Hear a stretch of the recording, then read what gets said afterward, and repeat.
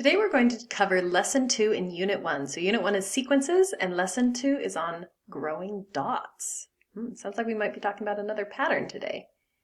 So today's objective is I can accurately describe a growing pattern by drawing a table, drawing a graph, and writing an equation in 2 out of 2 problems. That sounds like a lot to cover today. Let's get going on it. So here's some things to think about. How does a pattern change from one figure to the next? And how can I use math to show how I see a pattern?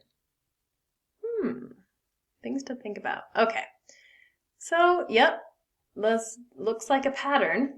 So what is happening here? It looks like we have some dots at the beginning, and then at 1 minute there are more dots, and at 2 minutes there are more dots. Do you see a pattern forming? How are the dots being added at each minute?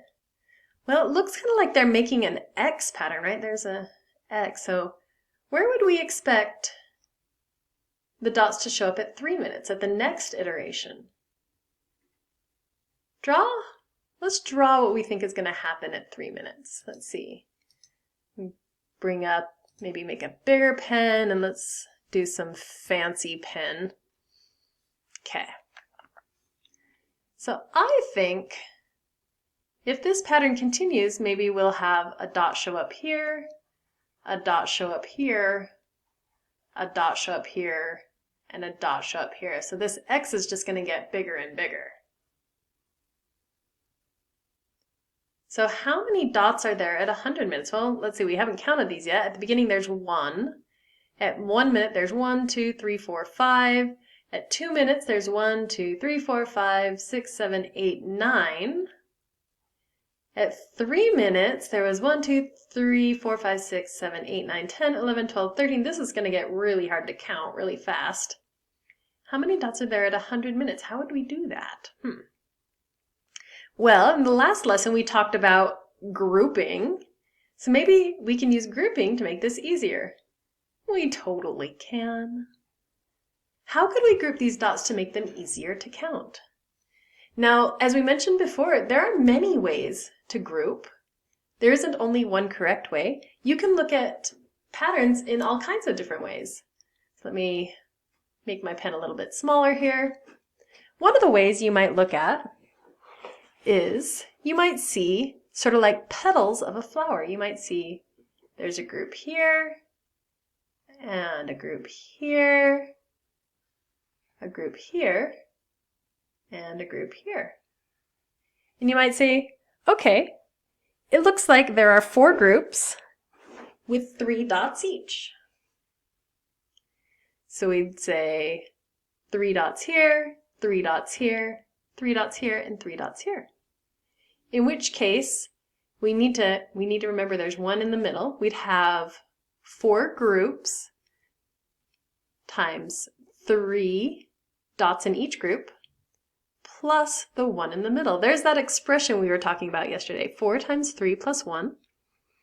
And then we can simplify it to be 4 times 3 is 12 plus 1, and then we get 12 plus 1 is 13.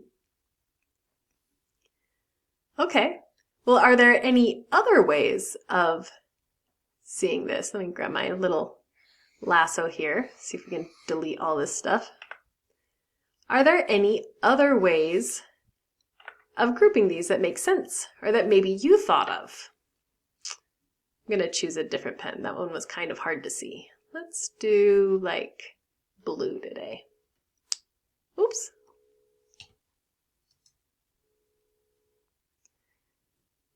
So maybe you saw that dots were being added around the middle like this. So at minute 1, those were the dots. At minute 2, those were the dots that were added. And at minute 3, those were the dots that were added. So this is 3 groups, and each of them has 4 dots. And once again, we need to not forget our little dot in the middle. So now in this case, we have 3 groups times 4 dots in each group, plus the 1 in the middle. And this resolves the same. 3 times 4 is 12, plus 1, that equals 13. Awesome. So we can group the dots to count them easier. So there's a nice diagram of the two groupings we just looked at. And if you thought of a different grouping, that's totally okay too. As long as it works out, we can make an expression with it. So how many dots are there at 100 minutes? How can we decide? Maybe can we find a pattern that relates to the number of minutes? Well, there are a few other ways we can look at it to model it. One of them is with tables. So how many dots are there at each minute here? So we can actually count these when they're not too large.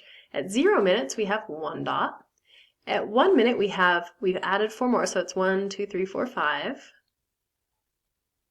At 2 minutes, it's 1, 2, 3, 4, 5, 6, 7, 8, 9. And at 3 minutes, it's 1, 2, 3, 4, 5, 6, 7, 8, 9, 10, 11, 12, 13. Now, if you look at the numbers over here, maybe you notice a pattern. Maybe you'll notice that it's going up by 4 each time. We add 4. So can we predict what our next number is going to be, even though we can't see it in the picture? Well, if we follow that same pattern, we're just going to add 4 again. So 13 plus 4 is 17. And then 17 plus 4 is 21. So let's try graphing these points. These are the points we just put in the table. And sometimes it can be difficult to remember which one is the x and which one is the y. I like to think y to the sky. That tells me the up and down is y and across is x. And then we just graph these based on their coordinates. So the first one is 0, 1, 0 on the x, 1 on the y. We put a dot there. Then we have 1 on the x, 5 on the y, it's right there. 2 on the x, 9 on the y. 3 on the x, 13 on the y. 4 on the x, 17 on the y. And then 5 on the x, and 21 is going to be up off the graph up here somewhere. So notice if we draw a line through these, let's draw a line. This isn't the friendliest program for drawing lines, but that's pretty close. Notice that it does form a line. A straight line does go through all of those dots. And if we remember anything about slope, which we obviously haven't covered this year, but you may have learned in previous years, slope is how a line is changing over time. So it goes up 4 and over 1, up 4 and over 1. And you may notice that, that's really hard to see that color. You may notice that it's the same as the change over here. We add 4 each time. And that is actually the slope. The slope is the same as the change. So what expression could we use to describe this pattern? So we wrote the expression before. We had, for this particular one, we had 3 groups times 4 dots in each group plus the 1 in the middle. And we simplified that to 12 plus 1 equals 13. But what is the value of the dots at 100 minutes? Well, let's see. At 1 minute, there was 1 group. At 2 minutes, there was 2 groups, this one and that one. At 3 minutes, there were 3 groups, 1, 2, 3. So maybe it would be fair to say at 100 minutes, there's 100 groups. Maybe. In which case, we could say 100 groups times 4 dots per group, and then we add the 1 in the middle. 100 times 4 is 400 plus 1, and that would equal 401. Now that would have taken a long time to draw, right? That would have taken a ridiculously long time to draw and to count. But because we noticed a pattern, we could evaluate it quite quickly. And then the last question here, what's the value at t minutes? So we're just saying generically at any number of minutes can we write an expression that tells us how many dots there are? Well, we said if there are t minutes, then there are going to be t groups. And then we can say there are 4 dots in every group. We'll say t groups times 4 dots plus the 1 in the middle, and that will be our expression for the number of dots. T times 4 we'll sometimes write the other way. We'll write as 4t plus 1. So either of those expressions is perfectly fine as an answer that expresses how many dots we have. Now it's time for some fancy notation.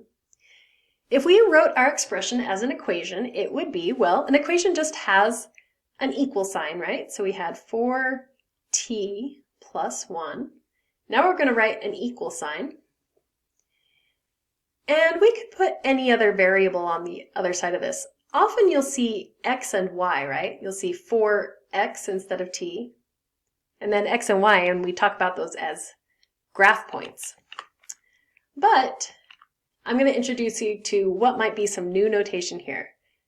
I'm going to call this f of t, and that's how we say this. We say f of t, or we might call it a function of t.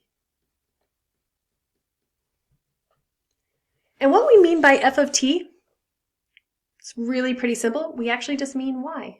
It's the y on the graph. So f of t, or the function of t, means the same thing as y. Now be careful, we're kind of using some notation that's new. This is very new, and you might think this is the same thing as f times t. F times t. We've written algebra that way before. We put parentheses around something and it's multiply. This is not the same thing. That's not what I want you to think when you see f of t. I want you to read this as f of t. This is a function. It's new notation. And just remember, function is the same thing as the y value. You might also see functions represented as g or h, but usually they'll be one of those letters, and they'll be in this format: f, and then a parentheses, and then a variable. So if we look at it on a table, what we might think of as is the left side, the leftmost column, is called our input. That is the variable that goes inside into our function.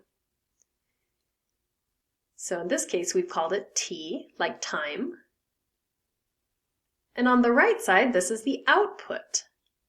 This is the function of t. That's the output. So then we write our expression as the function of t is some expression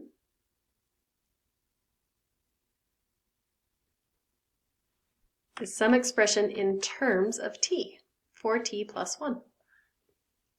So that's really all there is to function notation. We'll be talking about this a little bit more in the coming days, but that's really it for today.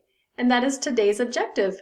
We did it. I can accurately describe a growing pattern by drawing a table, drawing a graph, and writing an equation, and we did that equation in function notation. So your goal is to get 2 out of 2 problems today.